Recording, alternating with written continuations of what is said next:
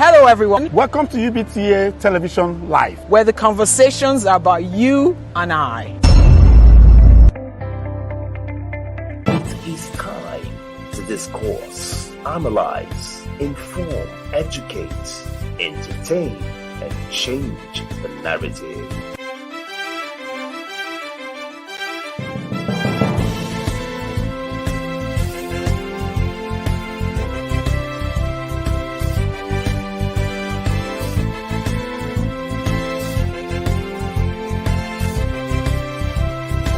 Urban and business trends in Africa, changing the narrative. My name is Robert Okpara and welcome to UBTA Live, broadcasting here from Abuja, Nigeria. And of course, we have a full house. Let me start introducing Ngozi. Ngozi Bell is in the house and she's ready to go. Ngozi, what's up over this weekend? Hi, good morning. Good morning, everyone. Morning. Yeah, and of course, how's the week coming up? I'm sure in the next moments or so we'll be introducing Moses and of course Okezwe. But Absolutely. let me allow you to do the intro appropriately, and then we can move ahead. Okay, thank you, Robert. Hello, viewers. Again, welcome to the second installment of UBTA Live. I'm Ngozi Obel.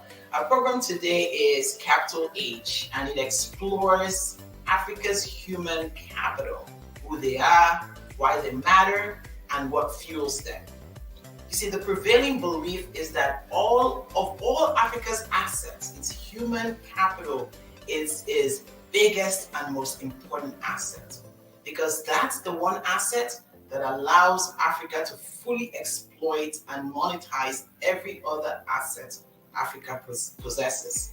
So today we'll be focusing on the Africa's workforce. We'll talk about who comprises Africa's workforce. We'll talk about what are the opportunities and what are their challenges. So Robert, who is Africa's workforce? What are the challenges? What are the opportunities that we see for Africa's workforce? Africa's workforce is the main oil and gas, if you will, in Africa and all that, because we can't do so much without the human capital, human resources, and all that stuff. And so those that are into various forms of enterprise, those that are in oil and gas, those that are into aviation, those that are into education and all that, majority of what they require and need to move around in circles of their business and ensuring that whatever happens, people must be trained, human capital, human resources must be trained, and those that are actually also in top management cadres of these organizations, they normally will ensure that every single process that they need to go through, must take into cognizance of those that can be trained and those that are trainable, because it's not every organization that must say, okay, you go for the training and you don't go for the training. But the most important thing is that in an organization, are you trainable? Do you have trainable human resources and human capital? So at the end of the day, we are today going to look at all issues of human capital, those that will be trained, and those that need to be trained, and those that are also trainable. That's the major issue that we're going to look at today. So I think one of the things that is interesting is just the dynamics of what Africa's human capital looks like today. So some of the statistics we have is that Africa is the youngest population in the world today. Africa has the youngest population. So in 2022, 40% literally 40% of the population was pegged at 15 years or younger. Robert, I guess your children kind of fall into this category. And I just want to say, in contrast, the global average with respect to age range is 25% of 15-year-olds and under when you look at the globe. In Africa, it's 40%. So that's one of the significant things. The other thing that Africa has going for it is that 60% of its population are under 25 years old. So Africa has a median age of 25. So again, a very young people continent, right? According to the world, this could actually lead to, the World Bank, by the way, this could lead to 11% to 15% GDP growth by 2030. It could also drop the poverty rate by 13% by 2030. And 50%, today it's 50%, so by 2030 they're saying about 13%. So what this means is that the people of Africa, and I mean its current residents, we're not talking of Africans residing in other parts of the world, we're talking of young residents in Africa can shape the geopolitics and also shape the global economy. So think about this, right? Africa has the opportunity to outwork the entire globe, right? No matter what corner of the world you look at it, because of the length of time, because of the young median age, as well as it has the opportunity to have a longer economy, because the longer people can work, it means the more economic benefits they can generate. So if this were a chess game, Africa would be doing a check or a checkmate. So it's a very interesting dynamic that Africa finds itself in. One of the things that we've been thinking about as we're doing the research and as we're having all these conversations with people on the streets is that, having a lot of young people in Africa is great for those things I talked about, but also can be a challenge. We've already talked about the opportunity, the economic growth potential, but on the flip side, if the challenges that plague Africa persist, then, an economy or a continent with so many young people with nothing to do could be a serious problem, right? So what we're seeing, and that's, I think, where we'll have more discussion on this and where I think our viewers really need to hone in on, is that today, more than 700 people are eligible to work on the continent of Africa, but the employment rate is 26%, right? 26%, right? So if 700 million people can work and have an employment rate of 26%, if in the next 20 years, we tag on another 450 million people, that means only 64, which means a growth of 64% by 2035. But, the numbers are staggering, Robert, because that means that if the employment rate at 26% remains static, only 299 million people of the 1.13 billion people will be working. Just think about that. You have a population of 1.13 billion and only 299 people will work. If 60% of those people that are working happen to be young, right, that means that 678 million young people will be available to work. So imagine having a population where you have 678 able-bodied, young minds, intelligent, able to just about do anything available to work. And yet, only 299 million people of them work. This is assuming that the entire workforce that we're talking about are young people. So we're kind of playing with the math here.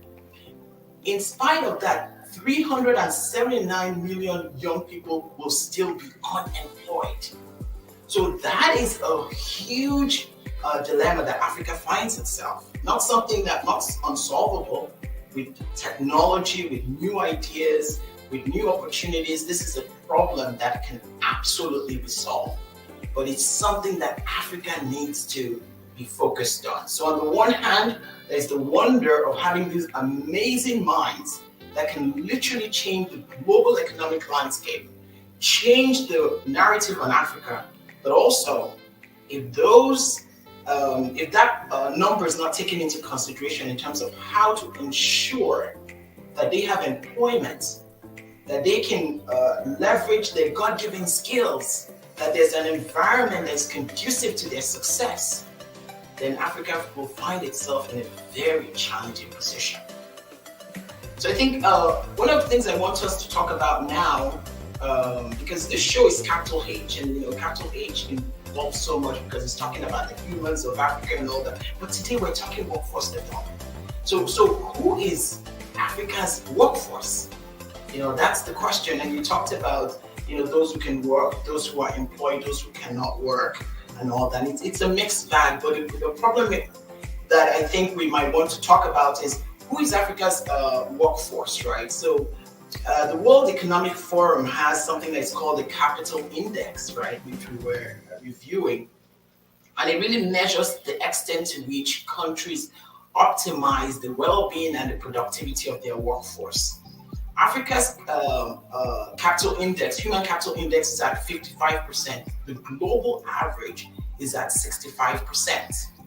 But the good thing, Robert, is that countries like Kenya, Rwanda, Mauritius, Cote d'Ivoire, Ghana, Lesotho, and Botswana have exceeded the average index that is used to measure the quality of education that allows people to be prepared for the future. The world's index is about 3.8.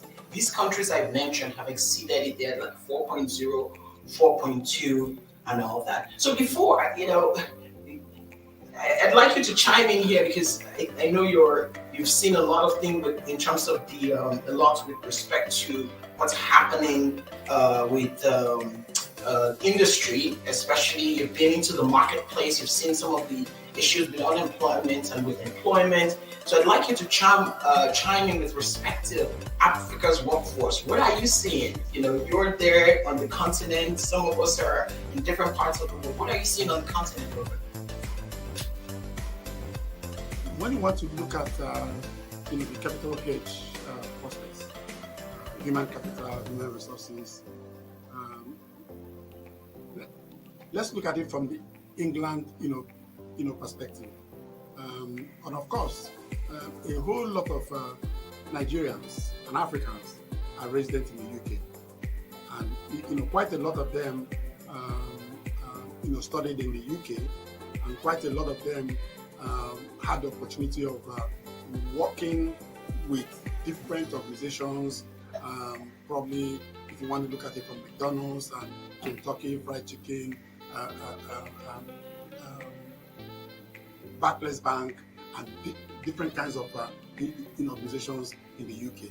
But the bottom line is that a lot of these organizations actually get involved in human resource management process, technology transfers and all that stuff.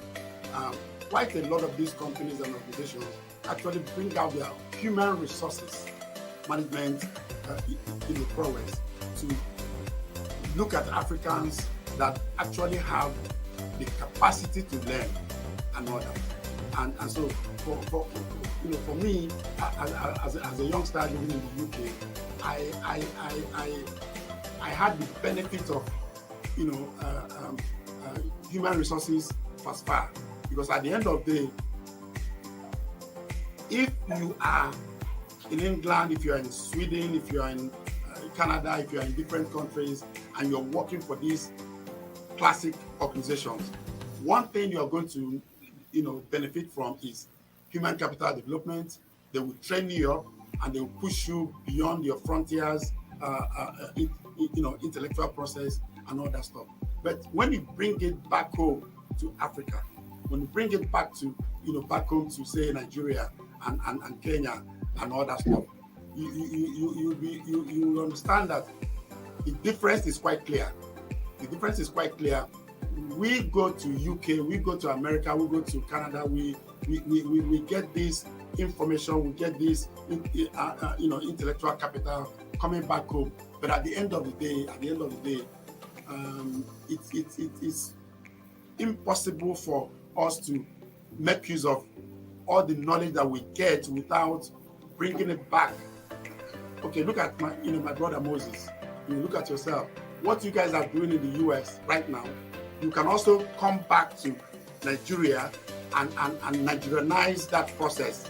But what about the home front?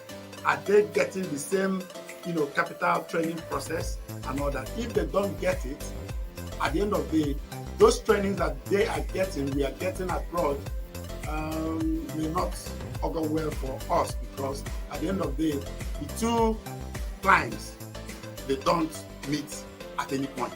So what I'm saying is that whatever process or training process that is happening in the UK and Nigerians are there and all that, if we don't have similar operating systems here in Nigeria, then it won't augur too well for us. What am I saying is that Nigerians are benefiting hugely from the resources abroad, and how are they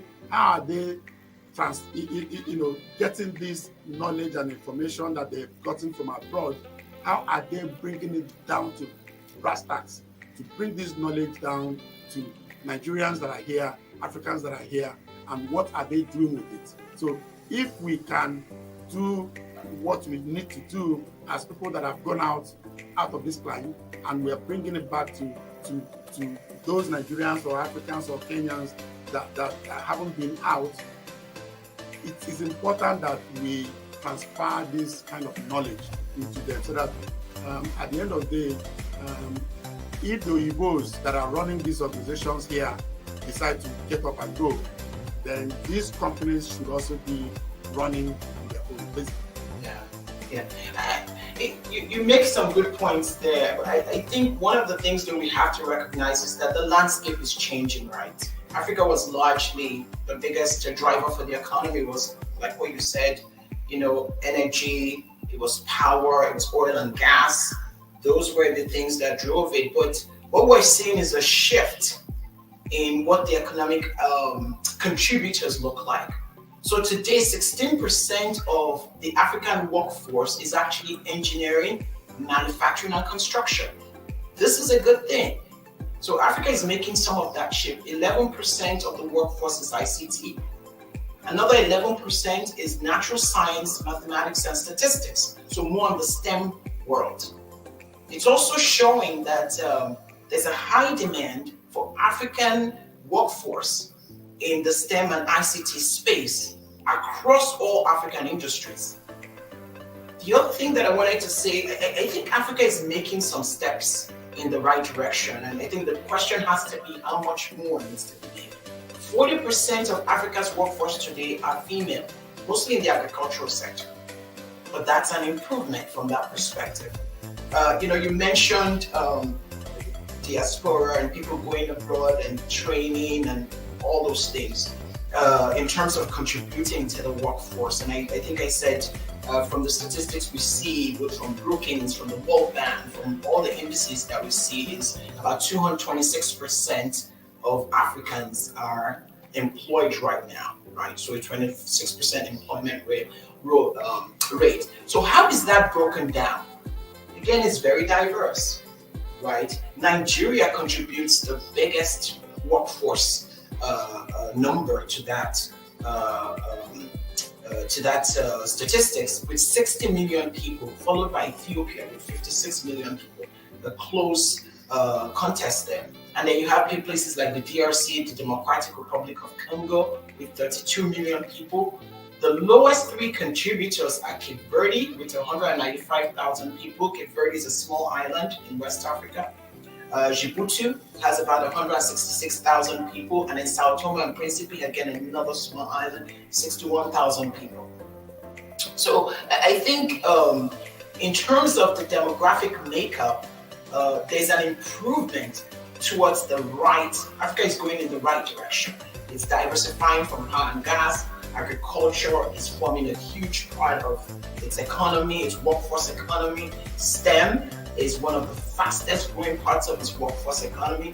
ICT, we've seen what the students and young people are doing with media, with multimedia, creating their own employment from that perspective. But I think one of the biggest things that Africa has for itself, and I think we want to bring our technology people to sort of weigh in on this, is with the Africa Continental Free Trade Agreement, a great opportunity has been presented to the continent, because for the first time, this area, this landmass is going to be the biggest market space on the planet, the biggest market space in the world. $3.5 trillion GDP right off the bat, right? Has the potential immediately, we're talking in short order, to take 50 million Africans out of poverty. That is huge. Trading between 1.3 billion people on the same day, especially if the ability to go from country to country is made easy, if the ability to leverage currency, whether it's a unified currency or an interchange system that makes it easy for money to move from one place to the other. So that's some of what Africa is preparing itself for. The issues and the challenges are much, but the opportunity is also great. And I think perhaps our technology people can come and tell us some of the things that they're seeing from a technology perspective on how all this is playing out.